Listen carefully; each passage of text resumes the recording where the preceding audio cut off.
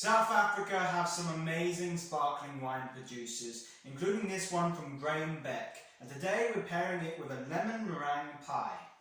Well, they certainly do have some amazing sparkling wine, known in the world of wine as MCC, so Method Cap Classique. So when you see MCC, it's usually signifying that it's from South Africa. Graham Beck, so one of the best known names from South Africa, really have a high credibility within the industry, outside of the industry too. This is probably one of their finer labels that we've got here to taste, and it is the Cuvée Clive, the famous Cuvée Clive. So this is a Pinot Noir and a Chardonnay wine, so these lovely grapes, very expressive. The Chardonnay delivering the kind of yellow fruit, delivering the floral notes, and then we've also got those subtle kind of red berry fruits coming in, the summer fruits coming in from the Pinot Noir. So that's a wonderful combination.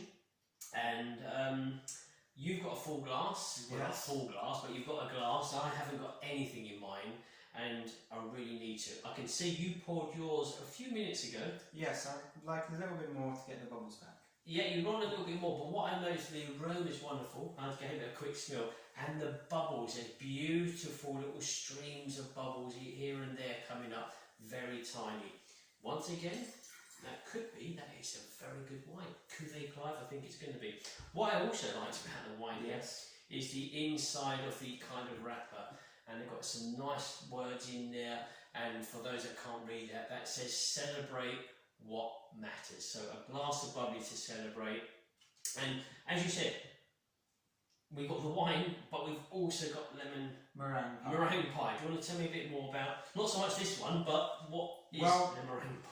Lemon meringue pie was probably created in the 1700s. If you want to was you there? I was not there. No, you wasn't. I was born a bit after that. If you want a more precise date, it's possibly around the 1755. But the first time that lemon meringue pie was actually mentioned in writing was in 1869. 1869. So let's go on to the wine, because I've just given this a smell, and I'm getting those wonderful, this is amazing, wonderful yellow fruit aromas. I'm getting that yeasty kind of bready characters as well, that tells me this wine's had a touch of aging on the lees. I'm also getting that lemon citrus. Citrus, it has. What did it win on? It was a gold medal in the Zesty and Zingy category. So the 2021 Glass Bubbly Awards, so a gold medal. Really is fruitful on the nose, but it's clever, it's very elegant. It's delivering this kind of zesty yellow fruit burst, but it's bringing you back with yeasty characters, so bread, and it's got a bit of croissant in there. Yeah. Too, so there's a back and forth on the nose. Oh, you want to dive in, you really do. This is so glorious, the aroma. One of my favourite style, I like this character of a sparkling wine where you've got the fruits, but you've also got a deep yeasty character, bread, croissant, and so forth. This really is a delight. So let's go for the flavours. Let's just see how they compare.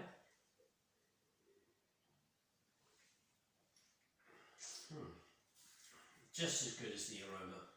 Citrus, there's a very soft citrus display, but also in the sideline you've got the kind of Yellowstone fruits competing as well. You've got kind of a layer of pastry as well on the side, but it's zesty, but it's not overly zesty. Zesty splits into yellow fruit, and then there's an undercurrent of pastry for me. Was there any terroir? Terroir. So the terroir. So this is a good question. What is terroir? Now, the terroir, people may think that that just means the land. So, but there's a lot more to terroir. It could be the weather. It could be how the production is done. For me, it's how the wine is influenced even by the winemaker. All these things make up their terroir that's unique to an area. So, yes, it will certainly be the terroir. So the weather, it will be the winemaker, it will be the soil as well, and how deep the vines are, and what the nutrients they pick up, etc. So that's the answer to that question. What do you think of the wine? I thought it was really nice. Really nice, really elegant. It's displaying those citrus characters in a. It's not strong. It's not, is it? It's quite delicate in a way. It's showing it to you. It's tempting you in, just enough for you to experience it, and it's bringing you back. As I say, I've got like apricot and peach around the edge of this main flavour, and then in the mid-length it's coming towards a pastry kind of sensation. But tiny bubbles, once again, I've only just poured an extra splash in there, and I can see tiny bubbles in there, and I know that's going to be delightful, and I know because I've already smelled and tasted it, but the tiny bubbles is always look out for tiny bubbles in sparkling wine. So what we need to go on to now is to see how it pairs with the lemon meringue. So let's give this a go. This is just not long come out of the oven, so let's give it a cut here. I don't know how messy this is going to be. No, it looks very... What's that? Tasty? Or what's it look? Yes, definitely tasty. A little bit messy as well. It does, and it looks good in the photo, but when you get the knife to it, it starts to crumble and whatnot. So here we go. So another piece of information is that Graham Beck was founded in 1983. And so, a youngster, a mere baby in the industry really of the wine world, so we're looking at a generation or two back. So what was 1983? That 40 years back now, 39 years back now. So a mere youngster in the world of wine. But what they've done in those years is incredible. Very well known brand. So here we go. Let's just give this a go. Well, I'm going to try this bit here. It looks nice and healthy.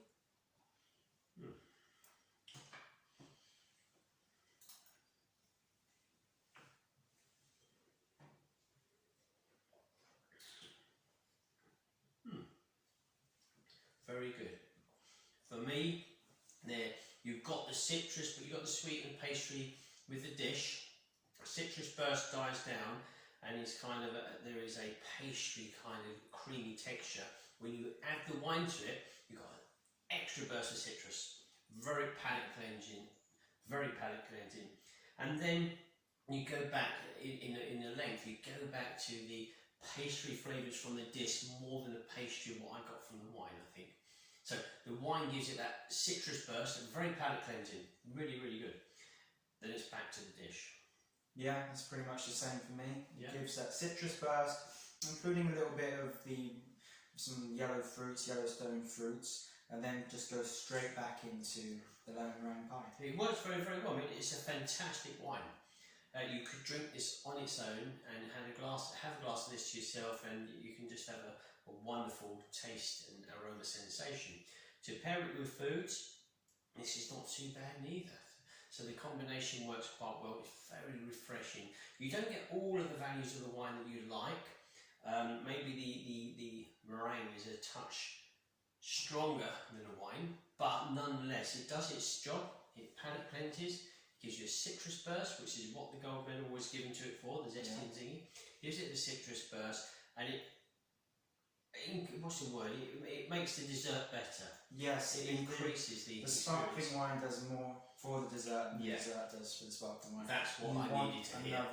You want another bite of the dessert thanks to the sparkling wine. Yeah, it allows you to enjoy more. Because your palate's cleansed, you think, I can have another portion of this. But yes, it's quite right, Oliver. I think the lemon meringue, what did you say? The sparkling wine does more for the lemon meringue pie than the lemon meringue pie does for the sparkling wine. Listen to him, he knows what he's talking about. There we go. Very good combination. It's an absolute delight to taste this. The Cuvée Clive from Graham Beck always is a delight.